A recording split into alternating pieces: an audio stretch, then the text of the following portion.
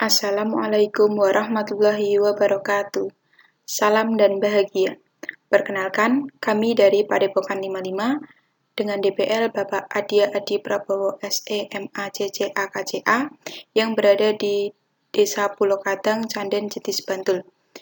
Kali ini kami akan menjelaskan mengenai pengendalian hama terpadu pada tanaman. Kelompok dari Padepokan 55 yaitu yang pertama, Fahreza Yuda Nugraha dengan NIM 20190130027. Yang kedua, Polikarpus Wiligis Arial Desmane dengan NIM 20180121119. Yang ketiga, Hestu Marlinda dengan NIM 20190040051. Yang keempat, Vira Makfiracan dengan NIM 20190111152. Yang kelima, Kurnia Fitria Ningrum dengan NIM 20190111156. Dan yang keenam, Yoji Fatara dengan NIM 20190130017. Adapun tujuan dari pembuatan video ini adalah untuk memberitahu warga bagaimana pengendalian hama terpadu atau PHT pada tanaman.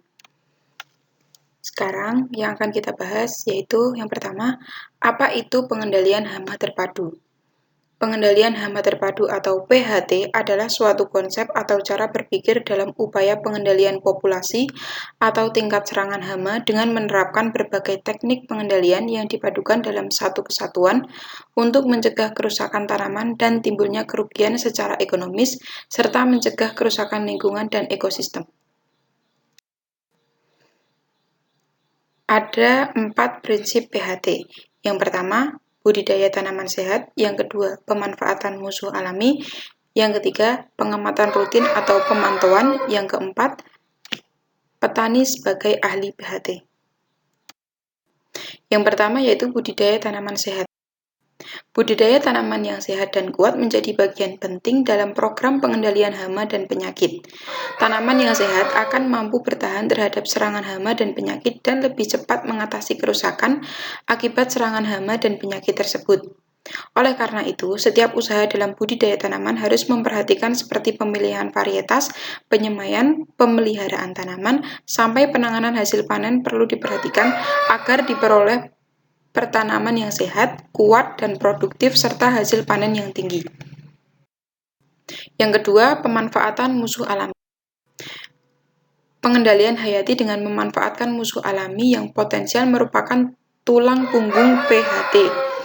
Dengan adanya musuh alami yang mampu menekan populasi hama, diharapkan di dalam agroekosistem terjadi keseimbangan populasi antara hama dengan musuh alaminya, sehingga populasi hama tidak melampaui ambang toleransi tanaman. Yang ketiga, pengamatan rutin atau pemantauan. Agroekosistem bersifat dinamis karena banyak faktor di dalamnya yang saling mempengaruhi satu sama lain. Untuk dapat mengikuti perkembangan populasi hama dan musuh alaminya serta untuk mengetahui kondisi tanaman, harus dilakukan pengamatan secara rutin. Informasi yang diperoleh digunakan sebagai dasar tindakan yang akan dilakukan. Yang keempat, yaitu petani sebagai ahli PHT. Penerapan PHT harus disesuaikan dengan keadaan ekosistem setempat. Rekomendasi PHT hendaknya dikembangkan oleh petani sendiri. Agar petani mampu menerapkan PHT, diperlukan usaha pemasyarakatan PHT melalui pelatihan baik secara formal maupun informal. Yang terakhir yaitu komponen penting pengendalian hama terpadu atau PHT. Yang pertama, pengendalian secara fisik. Pengendalian hama secara fisik merupakan upaya atau usaha dalam memanfaatkan atau mengubah faktor lingkungan fisik sehingga dapat menurunkan populasi hama dan penyakit.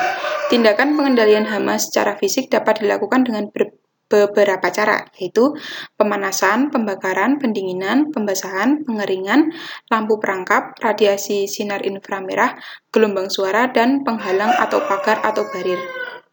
Yang kedua, pengendalian secara mekanik. Pengendalian hama dan penyakit secara mekanik yaitu pengendalian yang dilakukan secara manual oleh manusia.